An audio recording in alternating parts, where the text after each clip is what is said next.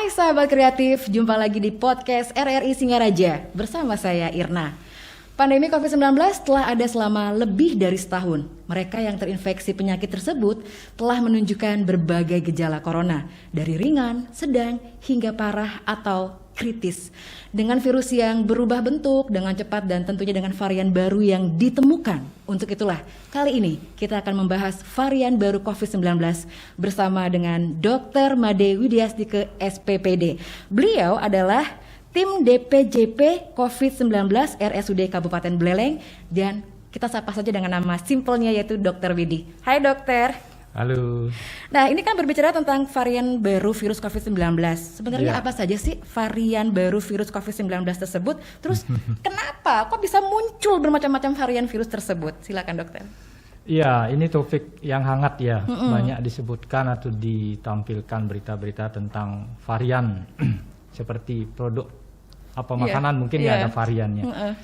Ya memang varian ini perlu diketahui karena ada perubahan dari namanya genotif atau gen dari virus corona ini.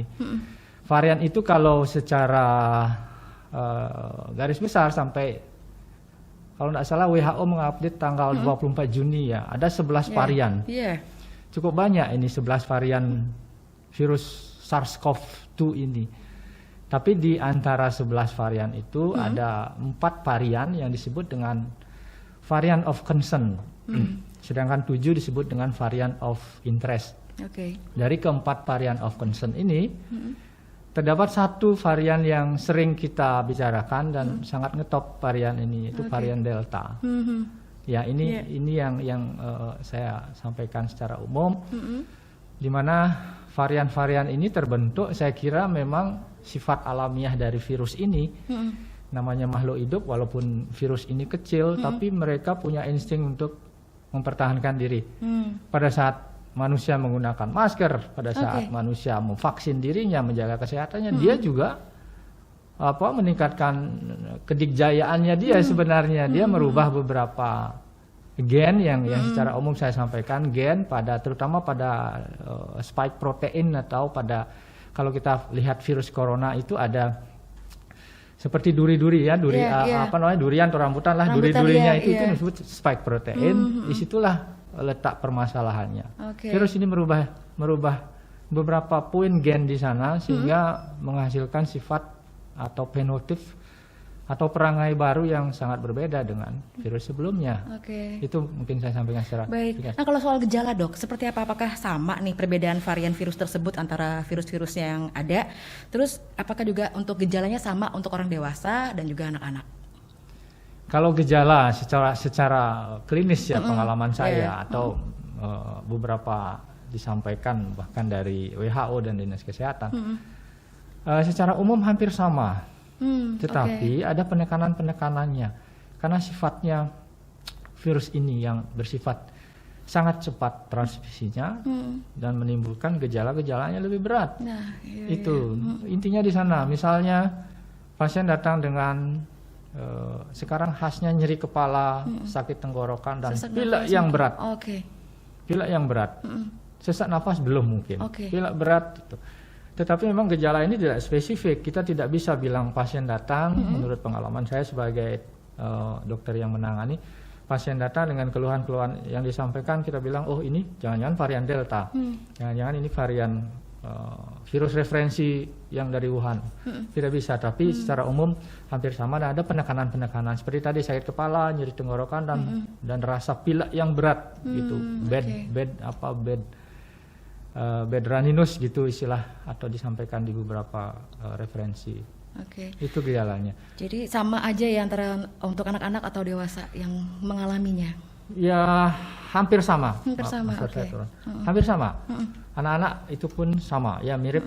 Tapi memang kita perlu beberapa penekanan dan pemeriksaan lebih lanjut untuk mengetahui apakah ini tetap Delta, ya harus ada pemeriksaan secara lengkap ya. Ya itu nanti kita sampaikan. Kalau memang varian baru itu disebutkan bahwa tetap aja sebutannya, apakah memang harus dirubah judulnya? Maksudnya gini, Anda terkena virus corona versi Betul, ini. Apakah betul. emang harus disebut gitu, Dok? Apa gimana?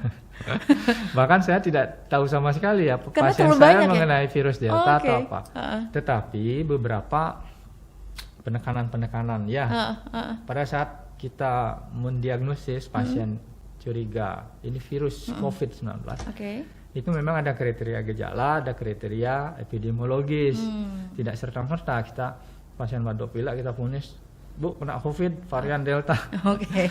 Jelas tidak Oke. bisa, tetapi dari epidemiologis. Misalnya, daerah Jakarta, Jawa Tengah, itu daerah-daerah yang varian Deltanya banyak. Setidaknya sebagai dokter sangat concern, makanya disebut varian of concern. Sangat concern adanya varian Delta itu daerah-daerah tersebut. Misalnya pasien itu melakukan perjalanan atau bepergian baru datang dari daerah itu, datang ke Bali dengan gejala-gejala yang seperti tadi saya sebutkan.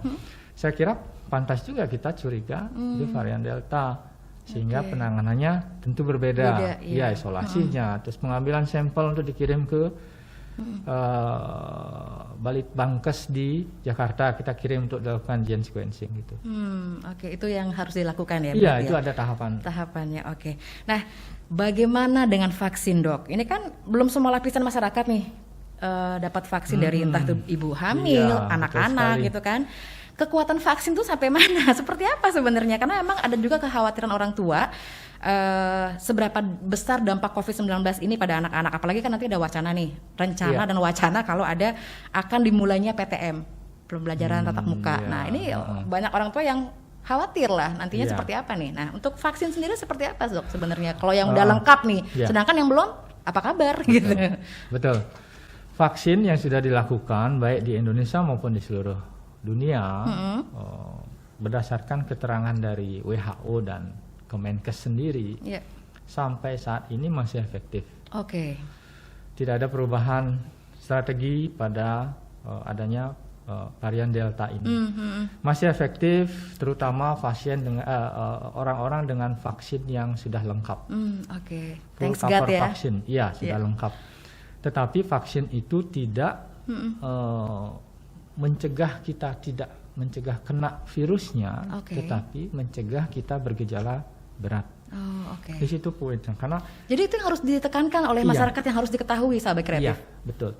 Misalnya kita menghadapi varian Delta, jangan khawatir, vaksinnya sudah diberikan. Nah, ada penekanannya memang. Vaksin AstraZeneca yang kita gunakan, sudah kita gunakan, itu lebih efektif, efektivitasnya lebih tinggi secara penelitian di fase 3 dan masih efektif pada varian Delta ini. Jadi jangan khawatir ya, vaksin jalan terus. Lengkapkan vaksin 2 kali injeksi dan jangan lupa prokesnya itu tetap tidak boleh dilepas. Jangan diabaikan ya. Yang mengenai anak-anak tadi itu kaitannya dengan itu, bahkan sekarang sudah mulai vaksinasi anak-anak umur 12 sampai 17 tahun. Oh, hari ini sudah ditentukan, mulai. Mulai hari ini, sahabat kreatif. Jadi sudah. usianya yang boleh dapat adalah usia 12 sampai 17 tahun. Ya, 18 tahun sebelumnya kan sudah dapat di periode kedua. Sekarang periode ketiga. Itu untuk mencegah, saya kira mencegah strategi untuk mencegah varian Delta ini. Oke, siap. Nah, kalau penggunaan masker berlapis, Dok, ini kan juga ada yang engap atau enggak susah nafas kalau yang udah tua. Kalau penggunaan masker berlapis itu apakah juga efektif? Kalau untuk dokter bilang seberapa efektifkah menggunakan double atau masker berlapis ini? Betul. Khususnya pada double masker ya, karena instruksi terbaru kok saya lihat ada juga instruksi double masker bedah dilapisi dengan masker kain. Saya kira itu strategi karena sifat dari penanganan varian Delta ini. Walaupun memang di beberapa tempat baru terisolasi, tetapi semua masyarakat di seluruh Indonesia bahkan di dunia sudah disarankan begitu. Karena kenapa? Karena transmisi ability-nya, kemampuan mentransmisinya itu sangat cepat, bahkan dikatakan 6 kali lebih cepat dari varian Alpha, varian dari Inggris, dan 10 kali dari virus Wuhan aslinya, 10 kali lipat dia lebih cepat. Misalnya kalau varian Wuhan dulu kontak erat definisinya adalah jarak 1 meter, kita bercakap-cakap tidak pakai masker lebih dari 15 menit. Minimal 15 menit. Tetapi sekarang 15 detik sudah menjadi kriteria kontak erat. Jadi bayangkan seperti itu. Dan masker itu sebenarnya bukan menjaga kita supaya tidak kita masuk kumannya, tetapi masker itu menjaga supaya masing-masing diri kita tidak mengeluarkan droplet. Sehingga kalau semua orang sudah pakai masker, tidak ada droplet di ruangan dan tidak ada perlu kita curigai adanya droplet yang nempel ke kita. Jadi itu saya kira kalau masker jadi tetap efektif virus apapun, varian apapun, secepat apapun mereka, kalau kita paham tentang itu, saya kira bisa dicegah. Karena kan ujung-ujungnya tingkatkan prokes, sesederhana itu sebenarnya ya. Vaksin tambah prokes, vaksin. Baik. Iya, seperti itu. Baik. Nah, kalau tadi kan sudah dikatakan juga vaksin ternyata efektif, prokes juga pastinya sahabat kreatif. Nah, betul. Sebenarnya kalau untuk ya udahlah ya, kan kita udah kena vaksin yang kedua kali, mungkin yang udah dapat 2 kali vaksin, sebenarnya pencegahan yang bisa atau yang harus dilakukan oleh masyarakat, yang tadi kan sebenarnya ada yang harus benar-benar harus diperhatikan, dan sebenarnya nggak cuma diperhatikan tapi juga harus dilaksanakan. Sebaiknya seperti apa, Dok? Ya, memang secara lebih luas lagi, masyarakat harus berpikir positif terhadap pandemi ini. Pemahamannya juga harus dinaikkan. Sikapnya terhadap pandemi juga harus positif, bukan positif PCR. Iya, benar. Positif, tidak a priori, tidak apatis, dan tidak peduli gitu. Apalagi berpikir negatif, enggak ada itu pentingnya, sehingga baru masuk orang tersebut vaksin. Iya, saya mau vaksin. Harus vaksin 2 kali. Terus pakai prokes yang dimaksud seperti 3M itu yang sebagai mendasar sekali. Menggunakan masker, mencuci tangan, dan menjaga jarak itu dulu. Jangan ada yang 6M, 5M itu saya kira ada penambahan, tapi 3M itu penting. Karena kriteria kontak erat, orang itu berisiko tertular kontak erat adalah itu. Tidak pakai masker, berjarak kurang dari 1 meter selama 15 menit. Makanya kalau itu dijabarkan 3M harus pakai masker, terus jangan berkerumunan, harus jaga jarak lebih dari 1 meter, cuci tangan. Kalau kita kena droplet, misalnya saya ngomong, Mbak Irene kena, harus cuci tangan kan, atau ganti baju, selesai aktivitas, sudah sangat sempurna saya kira. Sederhana itu dan sebagus itu. Tapi sayangnya, itu kalau karena dipantau dari dokter yang sendiri saya sampaikan tadi kan secara lebih besar harusnya masyarakat harus berpikir positif dan cerdas, saya kira. Virus ini cerdas, harus dilawan dengan kecerdasan, saya kira. Nah, kita kembali lagi nih soal kalau tadi kan sempat soal variannya. Kenapa bisa istilahnya kita gagal lah hitungannya kalau sampai muncul yang baru itu langsung kegagalan apa bukan sih, Dok? Ya, kalau bilang kegagalan ada benarnya. Tetapi sifat seperti tadi di awal, sifat alamiah dari virus sebagai makhluk hidup, dia akan bertahan hidup dengan cara apa? Membelah diri. Virus ini membelah diri. Dan pada saat pembelahan di tubuh manusia, pada saat dia replikasi untuk meningkatkan jumlah virus di dalam tubuh manusia, di sanalah akan terjadi perubahan-perubahan gen karena kesalahan cetak namanya. Ya, karena membelah diri itu sama persis dengan inangnya. Persis seperti kita membuat permen misalnya, punya cetakan 5, cetak. Dari sekian cetakan itu pasti ada satu yang salah. Iya, ada yang gagal ya. Ada yang gagal. Nah, yang gagal itu ada 2 sifatnya, bisa dia tambah jelek sifatnya dari virus aslinya sehingga dia mati. Ada yang lebih ganas. Nah, lebih ganas inilah tumbuh lagi menjadi varian yang ganas. Itu. Sehingga kalau dihubungkan dengan kesalahan kita kah? Betul.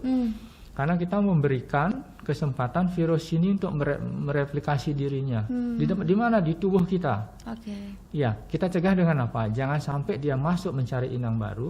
Kalau sudah masuk ke dalam inang baru seperti kita sudah divaksin, dia dihancurkan oleh antibodi yang terbentuk pada saat vaksin, sehingga tidak sempat dia membelah diri. Kalau tidak sempat membelah diri, mati di tubuh kita. Tubuh kita aman, orang aman. Tapi syaratnya kita semua aman, kita semua selamat kalau semua orang sudah aman juga. Tidak bisa 1-2. Itu inti dari herd immunity yang disampaikan tujuan dari vaksin ini. Itu jadi ada kesalahan kita. Pasti ya. Membiarkan dia replikasi dan tumbuh di tubuh kita. Mungkin demikian. Nah, ini aku masih agak tertarik sama jabatan dokter. Tim DPJP COVID-19 RSUD Kabupaten Buleleng. DPJP itu apa sih, Dok? Dokter penanggung jawab pelayanan Oke, jadi selama di Kabupaten Buleleng ini seperti apa pantauan dokter nih untuk COVID-19? Jadi tugas saya merawat pasien di RSUD di ruang isolasi yang terdiagnosis COVID-19. Pantauan saya terakhir, kalau saya simpulkan dari pertama hampir setahun, kasus COVID-19 di luar dari varian Delta ini memang fluktuatif, tidak pernah stabil turun, tapi naik turun. Setiap 3 bulan naik turun. Kayak posisi ya, Dok. Iya betul. Kadang kita senang, pada saat turun, waduh enak nih malam-malam nggak perlu lagi banyak jawab pasien masuk, senang. Besok paginya aduh sedikit pasien, tapi kalau udah seperti sekarang banyak, sekarang udah naik lagi. Naik lagi sekarang posisinya. Sedih banget, pas lagi gitu sedih ya Dok ya? Iya, pastinya. Sedih dan melelahkan. Semangat dokter. Nah, nggak kerasa dokter untuk pembicaraan kita kali ini sebagai closing statement dari dokter nih, seperti apa untuk masyarakat ataupun sahabat kreatif? Iya, masa pandemi ini sudah masuk hampir tahun kedua ya di negara kita. Terus kasus sudah meningkat terus, dikira turun tetapi naik. Dan tentunya ada varian baru dari varian Delta ini menambah kekhawatiran kita karena kecepatan transmisi dan gejalanya lebih berat. Sehingga marilah kita sama-sama betul-betul dalam tanda kutip cerdas dan memahami, berpikir positif. Sikap kita harus ubah dulu supaya kita berhenti, sehingga kita bisa melawan virus ini dengan kecerdasan juga. Saya kira tidak bisa dilawan dengan salah paham, apalagi gagal paham ya, nanti virus ini akan melenggang terus, tumbuh, mencari inang baru. Kita sukseskan vaksinasi supaya herd immunity cepat tercapai, sehingga tidak ada inang baru lagi yang memberikan kesempatan virus ini mereplikasi dirinya sehingga timbul varian baru. Terus selalu terapkan prokes dan meningkatkan lagi kedisiplinan kita menerapkan prokes. Jangan banyak tanya deh, tetap lakukan 3M itu. Ada manfaatnya jelas. Pasti Dok. Ya. Terima kasih dokter untuk sama-sama kesempatan kali ini. So, untuk sahabat kreatif, jangan pernah abai, jangan pernah lengah juga karena corona masih ada. Penting bagi kita untuk memperkuat antibodi sebagai senjata utama menghadapi virus. Perilaku hidup bersih dan sehat, jangan lupa juga. Jangan panik dan hati-hati dengan berita hoax. Dan satu lagi, jangan lupakan protokol kesehatan dimanapun dan kapanpun. Cuci tangan sampai bersih. Cukup sekian dan terima kasih. Saya Irna, sampai jumpa. Bye.